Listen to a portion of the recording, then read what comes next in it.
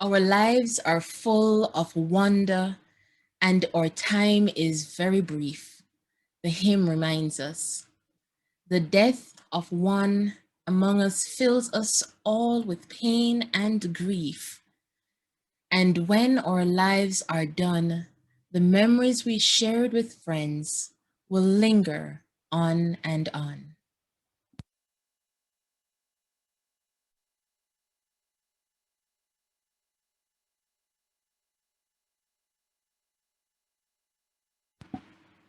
This is a time of unprecedented loss and grief. Our church community has said goodbye to many members and friends. Loss and grief, in addition to death, could also be regarding the ending of a relationship, kids moving away, the state of our world, or a host of other things.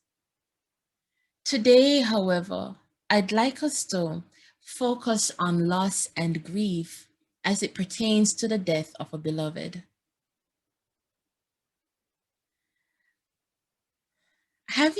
If you have never personally experienced the death of a loved one, I invite you to expand your awareness beyond yourself to someone who is grieving or has grieved or to the grief experienced in our community. Before we go further, I'd like to take a moment to connect with our bodies and our emotions. I invite you to close your eyes or soften your gaze if you prefer. Can you hear your heartbeat?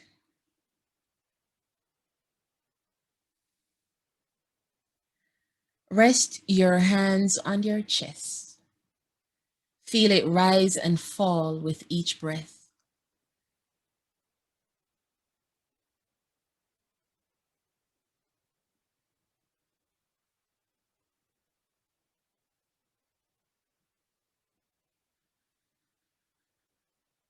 What weighs on your spirit today?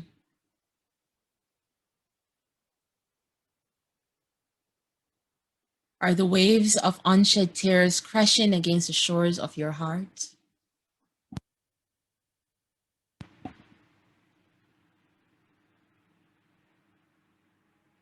In the stillness of this moment, name, if you will, that which is on your spirit. It may be the name of a beloved who is no longer here. It may be any or all of the wars and conflicts of our world. It may be a situation, or it may be holding another in compassion during this time.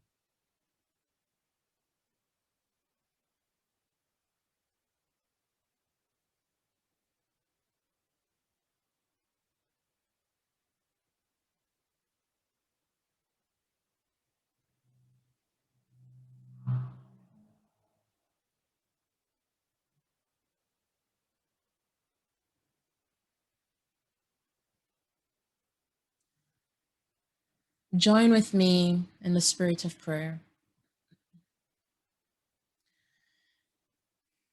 Spirit of life, our hearts ache and tears swell behind our lids for many reasons. Wars and armed conflict, the degradation of our planet, violence against Black and Brown people, women and girls, LGBTQ individuals,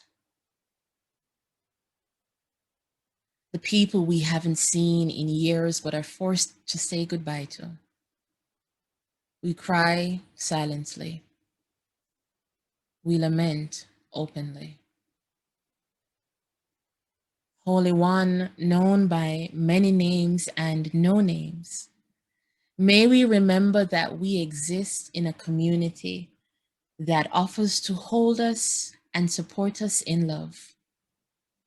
And may we know that we never have to go it alone. These are the whisperings of our hearts. Amen.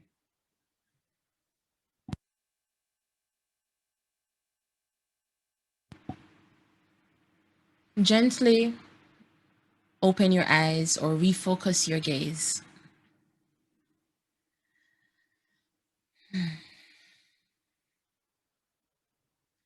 One day, out of nowhere, my mind ran across a friend of mine, Howie, who had passed. I felt a deep sadness as I remembered our chats and our dreaming of a Jamaica that would be kind and loving to its LGBTQ folks, and his desire to be a flower girl at my wedding. Howie was neither the first nor the last person I grieved. I regularly and randomly think of other friends and family members who have passed.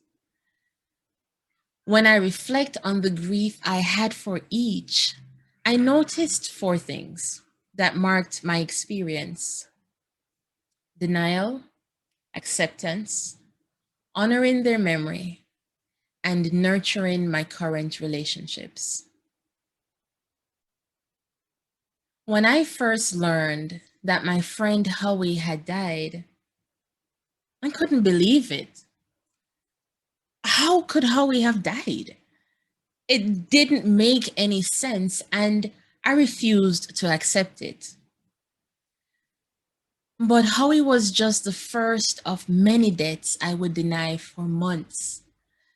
When my friend Monique died in a bus crash, it was easier for me to believe that she had gone off on a long trip far away. She may have even emigrated without telling anyone, and that was why I no longer saw her.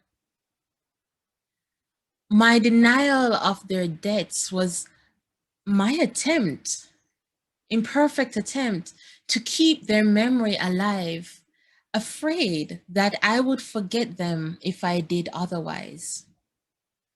But the tight grip I held and kept did not help me.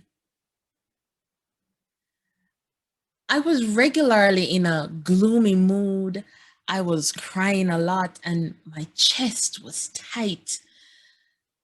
Some days I wasn't able to eat, and other days I ate to fill the emptiness. Denial has many faces, and yours may have looked like this. Or you may have still been sending messages and emails to them. You may have kept their number, half expecting them to call. And some days you may have just simply been too numb. I know those days too. Despite serving as a coping mechanism for grief and initially protecting us from the intense and overwhelming emotions of our loss, when we linger in denial, it might sometimes end up having the opposite effect than we had expected. Lack of concentration, inability to get through our days, much less get out of bed. And the smallest task seems akin to climbing the highest mountain. Deep sadness, frustration, and hurt build within us, finding release in the form of stress and dis-ease. As we come to terms eventually with the death and move from denial, we also navigate anger. We try to bargain with an unseen force, and oftentimes we wrestle with depression. Yet, somewhere on the horizon of denial, stand acceptance, encouraging us to step over the threshold, beckoning us closer. Acceptance provides us with an environment to acknowledge the death of our beloveds, to release the tension and sink into the reality of what is. When we accept, we give ourselves permission to let go of that tight grip we held during our denial. But when we relax our hold, our beloveds don't fade away into non existence. Their memories don't just flow down a river of forgetfulness. No, friends. Instead, I found that when I relax my grip and move into acceptance, the grief remains. It's right there at the corner of my mind and heart, never out of sight. But I am not overwhelmed daily by debilitating emotions. Certainly, there are moments when a wave of sadness washes over me and I pause in the memory. But it's just a pause. I don't hold on to it tightly. And after you found some acceptance regarding your beloved's death, what happens next? In my experience, I found that I find a sort of permission to begin honoring and memorializing them.